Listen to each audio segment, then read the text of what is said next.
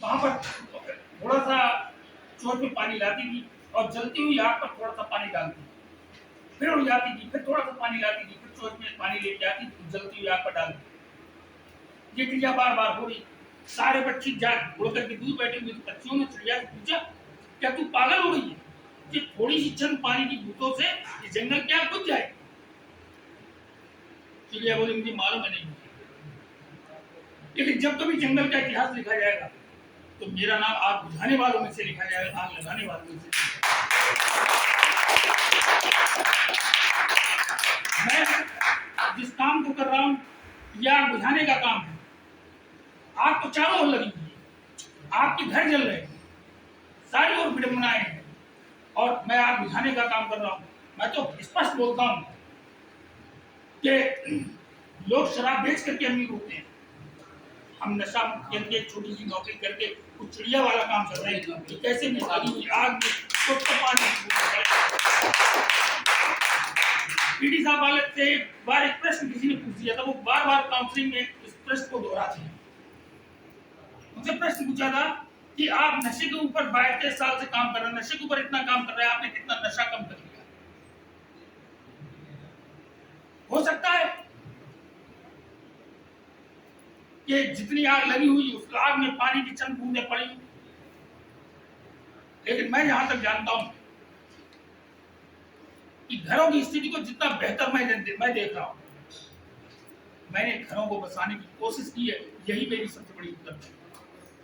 किसी का घर बनाने की कोशिश की। कल भी मैं जब भोगांव बच्चे को छोड़ने के लिए गया तो मैंने देखा कि सर ने आज ये ठीक किया। उस माँ के पास तो किराए घर के पैसे नहीं थे जो उसको ले जाती, उसकी दैनिक हालत बहुत खराब थी। उसे परिवार में कैसे उसका भरण पोषण हो रहा है ये देख करके मुझे ताज्जुब हुआ। हाँ, घर बना हुआ था, वो तो मोदी सरकार ने सबके घर बनवा दिए, उसका भी घर बन गया, लेकिन सिर्फ घर से काम नहीं चलता, घर में खाने के लिए भोजन की भी समुचित व्यवस्था। ये इन लोगों की बात 25,000 रुपया महीना कमाता है। कल वो मैंने उससे को बाद में मना भी किया था, पता नहीं कहाँ से उसने कोल्ड ड्रिंक की बोतल मंगवाई। हम लोग थे जब उसके घर में पहुंचे उस बच्चे को छोड़ने के लिए, तो उसकी माँ ने कोल्ड ड्रिंक की बोतल मंगवा ली थी। बाद में मुझे अफसोस हुआ कि इसने कोल्ड ड्रिंक के लिए की बोतल के भी पैसे कहाँ से अरेंज किए। ये घरों की स्थितियां कहने के लिए हम झूठ कुछ भी बोल रहे हैं या हम अपने आप को प्रस्तुत कुछ भी करें, लेकिन सच्चाई इससे परे कुछ और होती है। नशा करते करते जैसे आपका शरीर खोखला होता है, आपका परिवार भी एकदम खोखला होता है। जब आदमी यहाँ पर भर्ती करता है, जब पेशेंट को यहाँ पर भर्ती किया जाता है, तो घर वाले कैसे व्यवस्थाएं जुटाते हैं, कैसे यहाँ तक लेके आते हैं, कैसे पेशेंट को भर्ती कराते हैं, क्या क्या। और फिर एक सीधा सा बात है जो मैं काउंसलिंग में हमेशा बताता आया हूँ, जो लोग आपके साथ बैठ के पीते रहे हैं, जिन लोगों के साथ आपने पी है, वो आपकी एक भी हितैषी सिर्फ वो आदमी है जो आपको यहाँ तक। हितैषी सिर्फ वही आदमी है जो ये चाहता है कि आप कैसे भी नशे से मुक्त हो जाए। एक छोटी सी कहानी मेरी नहीं, मैं तो पीडी साहब के मुख से सुनी। एक राजा ने अपने राजमहल के बाहर एक तालाब खुदवाया, बड़ा सा तालाब था, उसमें 5-6 मगरमच्छ छोड़ दिए और राज्य में एक घोषणा करवा दी कि जो भी व्यक्ति तैर करके इस तालाब को पार करेगा उसे मैं 10,000 स्वर्ण मुद्राएं दूंगा। कोई भी व्यक्ति इतनी हिम्मत नहीं जुटा पाया तो उस तालाब को पार करता। 10,000 स्वर्ण मुद्राओं का प्रलोभन भी किसी को इतनी हिम्मत नहीं दे पाया वो तालाब को पार करते। फिर उसने दूसरी घोषणा कर दी कि अब मैं ऐसा व्यक्ति जो इस तालाब को पार करेगा मैं उसे आधा राज्य दे दूंगा। और तीसरी शर्त उसने और रखवा दी कि अगर कोई व्यक्ति तालाब को पार करेगा तो मैं उसके अपनी पुत्री का विवाह उसके साथ कर दूंगा। 3 शर्तें थी, तीनों में से कोई भी पुरस्कार वो पा सकता है। कोई भी व्यक्ति हिम्मत नहीं कर रहा। लेकिन एक दिन क्या हुआ, एक दुबला पतला सकटिया सा आदमी आया, उसने तालाब में छलांग लगा दी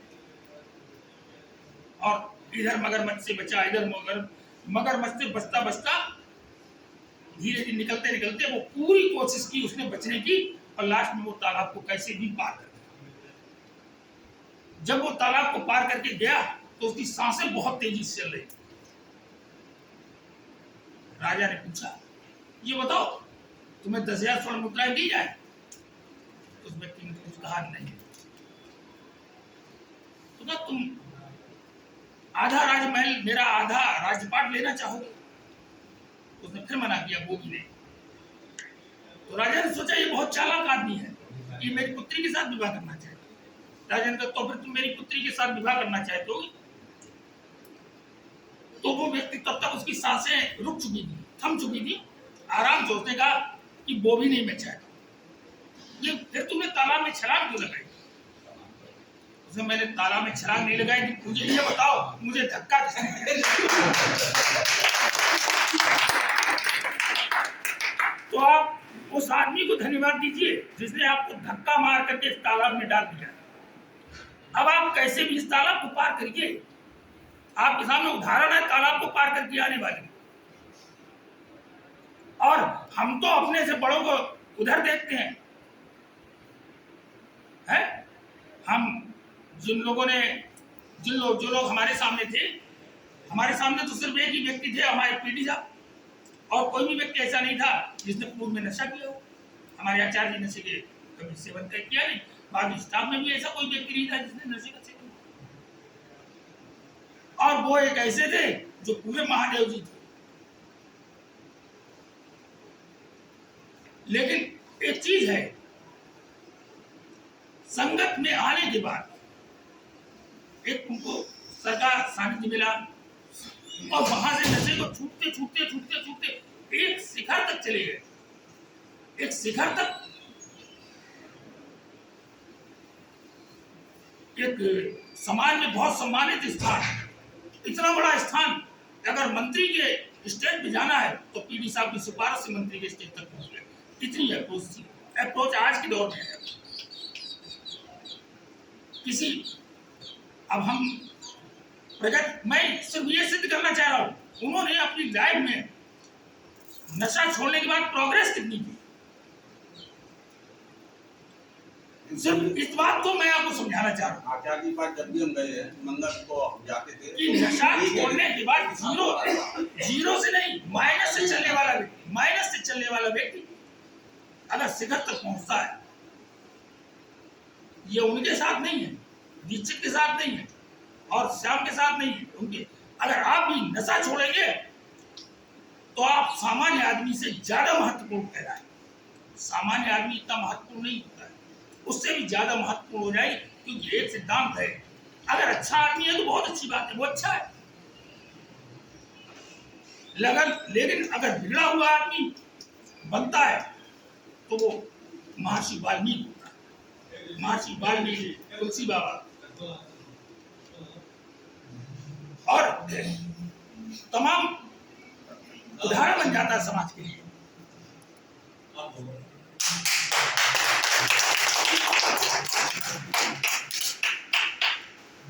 मैं सब असल में हम आपके सबके चेहरे देखना चाहते हैं।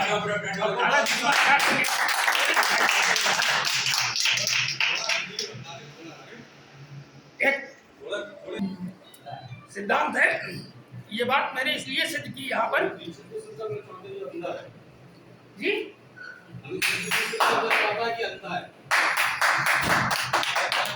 अरे वो तो उसकी बात रही। यहाँ पर मैं सिर्फ एक बात को सिद्ध करना चाह रहा था कि नशा करके समाज के पतन की पराकाष्ठा तक आप गए, पतन की पराकाष्ठा, और वहां से उत्थान की सीढ़ियां चढ़ी तो शिखर तक गए। शिखर तक जिसकी एक सिफारिश पर एक मंत्री का स्टेज आपको मिलता है, तो मैं समझता हूं उस आदमी की अप्रोच कितनी बड़ी होगी। एक टेलीफोन के ऊपर व्यवस्था होती तो मैंने आपके सामने सिर्फ सिद्ध करने, ये तो उनका उदाहरण था। और मैं जो कुछ भी आपके सामने काउंसलिंग में बोलता हूँ, जो कुछ भी मैं आपके साथ संवाद करता हूँ, जो भी ये सब काउंसलिंग ने या नशे के ऊपर जो भी मैंने सीखा है, जो भी मैंने जाना है, आदरणीय पीडी साहब से मैंने जाना है, उन्होंने इतना बता दिया है कि नशे के ऊपर मैं 2-4 किताबें तो बहुत आसानी से लिखी सकता हूँ। इतना नशे के विषय में काम करते हुए उन्होंने सीखा है, जाना है, क्योंकि सारा उनके अनुभव से गुजरा हुआ है। बात समझ में आ रही है आपकी? तो नशा छूटेगा कैसे, इसके लिए ये जुनून चाहिए। नशा करने का एक जुनून था जिसने नशे की तरफ ले गए और जुनून किया। जुनून होता है, अब आप एक नया जुनून पैदा करो, नशा छोड़ने का जुनून। आप तो गिर के उठ गए, हाँ, और आपने बहुत कठिनाई झेली। नहीं, हाँ, आपने तो इतनी कठिनाई झेली, गिर के उठ गए आप, और आपने शायद हमने देखा है आपने इतनी मुश्किलें झेली है, श्याम भैया ने, आपने, और आपको गुरु ऐसे मिले, उनकी छत्र छाया में आप समाज से चले गए। आपने ठोकरू बहुत खाई, घर से हुआ, हर चीज से, लेकिन आप खड़े हुए, फिर दोबारा नहीं गिरे, लेकिन हम लोग तो गिरते ही रहा। मैं बताऊं, एक बात थी, पीडी साहब ने, ऐसा नहीं है आप एक बार गिरे हो, सर के रिकॉर्ड में देख लेना, मैं भी कितने बार से हुआ हूँ, ये सर जानते हैं। लेकिन अगर आप किसी व्यक्ति के प्रति, उन्होंने एक बात कही, 30 दिन का पीरियड था जिस समय लास्ट टाइम मैं भर्ती हुआ था। सर के पास एक प्रश्न लेकर के, सर जी हम सिर्फ बार क्यों होते हैं, किन कारणों से हम सिर्फ हो जाते हैं, सिर्फ रिलैप्स, ये बार क्रिया चले। हम पीडी साहब के सामने गए, कुर्सी खींची, उनके पास बैठ गए, अपना प्रश्न का उत्तर ढूंढ रहे हैं। बाकी लोगों को जिज्ञासा नहीं है, लेकिन हमें जिज्ञासा है, हमें छोड़ना है। 30 दिन तक काउंसलिंग के, उस समय तक काउंसलिंग का स्तर, ये हमारा ये इस तरीके से क्लासेस का सिस्टम नहीं था। हम लोग उस हॉस्पिटल में थे, वह व्यवस्थाएं भी बहुत अच्छी नहीं थी। हम जब सर के साथ संवाद करते थे तो 30 दिनों तक हमने अपने प्रश्न का आंसर लिया, ठीक, और उन्हीं को अपना इष्ट बना लिया, उन्हीं को अपना गुरु बना लिया। जब आप किसी को गुरु बना लेते हैं और किसी में अपनी श्रद्धा रखते हैं, किसी से सीखने की कोशिश करते हैं, तो आप सीखते सीखते इतना सीख जाते हैं कि गुरु भी वहां तक नहीं पहुंच पाता जहां तक आप पहुंच जाते हैं। सिर्फ आप जिज्ञासा रखो कि सर ने आज क्या कहा था और सर क्या बोल रहे। उन्होंने स्लिप होने के तमाम कारण हमको बताए, इन कारणों से व्यक्ति स्लिप होता है। आप ईमानदारी की बात बताना कि आप कभी पीडी साहब के पास गए, सर ये बता दो हम स्लिप बार क्यों हो रहे हैं, आप प्रश्न ले जाके उनके सामने रखो। देखो हम सबके गुरु वही है, और उनके सामने जिस दिन तुम ले जाके 8 दिन रोजाना उनके पास बैठोगे, अपने सवाल के जवाब उनके काउंसलिंग में ढूंढोगे, तो 100% उसी दिन से तुम्हारी समस्या खत्म। आप जिज्ञासा लेके जाओ ना। अरे नचिकेता जिज्ञासा लेकर के गया था यमराज के पास, नचिकेता यमराज के पास जिज्ञासा लेकर के गया था और सब कुछ लेकर के लोग गया। कारण क्या हुआ, और नचिकेता का दुनिया में नाम था, यमराज जो को भी उसे वरदान देना पड़ा। क्यों बना, क्योंकि आप नचिकेता बनो ना। अपने जो आपके मन में विचार चलते हैं, जिस तरीके के आपके मन में तमाम तरीके के विचार, सुविचार, अपविचार, हर तरीके के विचार आपके मन में, विचारों को समाधान आपके सामने एक से एक योगी में व्यक्ति बैठे हो, उनमें आप समाधान ढूंढिए ना।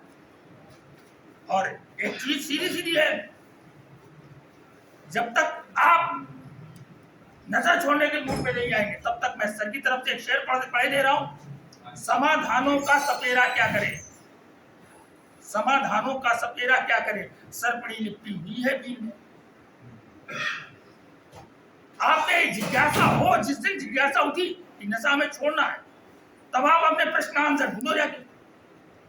अगर 100% आपके प्रश्न का आंसर पीडी साहब न निकाल दे, और ये ना निकाल, अरे आपको तो बात छोड़ दो, जिस समय किसी पेशेंट को हम डिस्चार्ज करते हैं तो हम सर से एक सवाल पूछते हैं, सर जी ये इसका क्या होगा, तो सर जी मुझे बता देते हैं कितने दिनों में आ जाएगा, दोबारा आएगा। ये अभी तक होता रहा। अब तो खैर आने का प्रश्न ही नहीं, क्योंकि इतने सारे मरीजों की संख्या होती है। पहले पूछते थे तो फिर हमें ये होता था सर कैसे जान लेते हैं। ये होता काउंसलिंग सेशन में जब आप बैठते हैं तो आप सबके चेहरे हमको दिखने चाहिए, आपके भीतर क्या चल रहा है, वो आपके अंदर कौन से विचार आ रहे हैं, कौन सी चीजें आपके भीतर चल रही है, कौन सी, अगर आप नशे को छोड़ने के प्रति दृढ़ संकल्पित हो रहे हैं और उसी के लिए काउंसलिंग